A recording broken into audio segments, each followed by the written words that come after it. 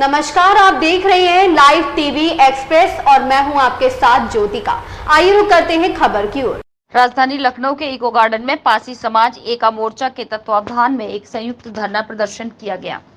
पासी समाज एक मोर्चा के अध्यक्ष रमाशंकर ने बताया कि महाराज लाखन पासी की लखनऊ में प्रतिमा लगाने को, हरी शिक्षा नीति को समाप्त करने तथा पासी महापुरुषों की जीवनियों को शैक्षिक पाठ्यक्रम में शामिल करने, पाटी समाज के ऐतिहासिक धरोहरों को संरक्षित करने, अत्याचार पीड़ितों के लिए एक समान शासकीय सहायता का पारदर्शी कानून बनाए जाने की मांग को लेकर ये धरना दिया जा रहा है, जिसमें पुलिस आयुक्त लखनऊ के माध्यम से महामहिम राष्ट्रपति महोदय को ज्ञापन भेजा है। अध्यक्ष ने यह भी कहा कि अंग्रेजों से लोहा लेने के कारण जयराम एक्ट की आत्माओं झेलने वाली पासी जाति के नाम से पासी रेजिमेंट बनाया जाना जरूरी है।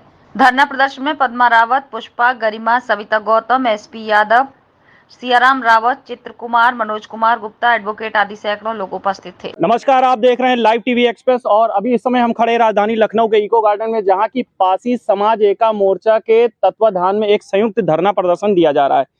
क्या मांगे हैं, किस लिए धरना दिया जा रहा है, चलिए बात करते हैं और जानने की कोशिश करते हैं। जी सर, पहले तो अपना नाम बताएं। रमाशंकर भी।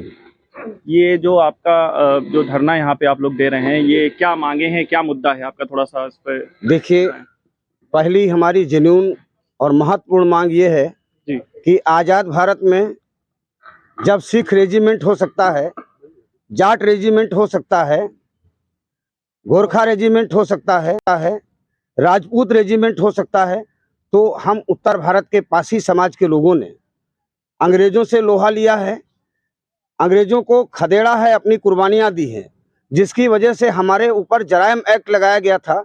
और जराइम एक्ट का मतलब ये था कि जब पासी के घर में कोई बच्चा पैदा होता था तो लोग कहते थे कि एक चोर और पैदा हो गया। कहीं नातेदारी रिश्तेदारी में जाता था तो थाने पे लिखा के जाना पड़ता था और जहाँ जाता था वहाँ भी एंट्री करानी पड़ती थी। हमने ये जराइम एक्ट झेला है और 31 अगस्त 1952 को ये जराइम एक्ट खत्म हुआ। जब दूसरी तरह की रेजिमेंटें बनी हुई हैं तो जो कौम लड़ती रही है, जिसने अपना त्याग किया है, कुर्बानियां दिया है, तो या तो सारी रेजिमेंटें जाति धर्म के नाम पर बनी हुई रेजिमेंटों को खत्म किया जाए और या फिर पासी रेजिमेंट की भी स्थापना होनी चाहिए। तो जैसे कि ये अभी आप लोग धरना प्रदर्शन दे रहे हैं, जो आपकी मांगे हैं, तो इस पर कुछ आश्वासन आपको मिला है? कुछ मांगे जो हैं ऊपर के अधिकारियों को भी इसकी सूचना दी? देखिए, हम लगातार इस सवाल को उठा रहे हैं। मैं आपके माध्यम से स्पष्ट करना चाहता हूँ, मैं अकेला व्यक्ति नहीं हूँ। पासी समाज से जुड़े हुए जितने भी सामाजिक संगठन के लोग हैं, सबका मानना यही है, सबके मुद्दे यही हैं।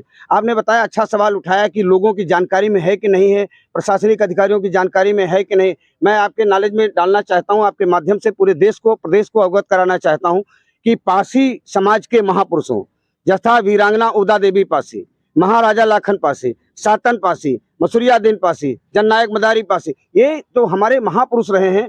इनका व्यक्तित्व और कृतित्व शैक्षिक पाठ्यक्रमों में शामिल करने के लिए लगातार प्रदेश के मुख्यमंत्री योगी आदित्यनाथ जी ने घोषणा किया, देश के रक्षा मंत्री राजनाथ सिंह जी ने दिल्ली में घोषणा किया और नई शिक्षा नीति आ गई, नई किताबें आ गई, लेकिन हमारे महापुरुषों का जिक्र उन किताबों में नहीं है। तो हमारा मानना है कि ये हमारे समाज के साथ वादा खिलाफी है। ये पॉलिटिकल बात हो जाएगी, लेकिन मैं बड़े स्पष्ट शब्दों में कहना चाहता हूं कि पासी समाज के तमाम साथी मौजूद हैं यहाँ पर। राष्ट्रीय पासी महासंघ के अध्यक्ष माननीय लक्ष्मी प्रसाद रावत जी मौजूद हैं, पासी जागृत मंडल के अध्यक्ष रामकृपाल रावत जी मौजूद हैं। हम सारे लोग, तमाम मोर्चे के संगठन के लोग बैठे हैं। राम साहेब वर्मा जी हैं, मुरारी रावत जी हैं, शिव कुमार जी हैं, आर.डी. निर्मोही साहब हैं। तो हम तमाम लोग ये तय करेंगे कि अगर सरकार अपनी जो वादा किया था वादा नहीं पूरा करती है तो आगामी लोकसभा चुनाव में हमारा रुख क्या रहेगा, इस पे तय करेगा कि सरकार क्या कदम उठाती है। वन नेशन वन एजुकेशन, जो कि आपकी प्रमुख मांगों में भी मैं देख रहा हूँ है, तो क्या कहना चाहेंगे इस पे? देखिए, अब वन नेशन वन इलेक्शन की बात कर रहे हैं, वन नेशन वन इलेक्शन की बात कर रहे हैं, लेकिन हम चाहते हैं कि वन नेशन वन एजुकेशन तो पहले करो, इलेक्शन तो बाद की चीज हो जाती है। इलेक्शन कौन करेगा? जब शिक्षित होगा। इलेक्शन प्रत्याशी कौन चुनेगा? जो शिक्षित होगा। अंगूठा लगाने वाला जो लोकतंत्र में पहले दे दिया गया था कि भाई पढ़ा हो चाहे ना पढ़ा हो, कोई बात नहीं, सबको मताधिकार दिया बाबा साहब डॉक्टर अम्बेडकर, और संविधान सभा का बड़ा योगदान है। लेकिन आज की तारीख में जो है कि कोई बच्चा पढ़ेगा सूखी रोटी खा के और कोई बच्चा पढ़ेगा मक्खन टोस्ट खा के, तो दोनों की बराबरी नहीं हो सकती। इसलिए बहुत लाजिमी हो जाता है कि शिक्षा पद्धति, और इसलिए हम चाहते हैं कि गवर्नमेंट स्कूल के जो शिक्षा पद्धति है उनकी किताबें हैं।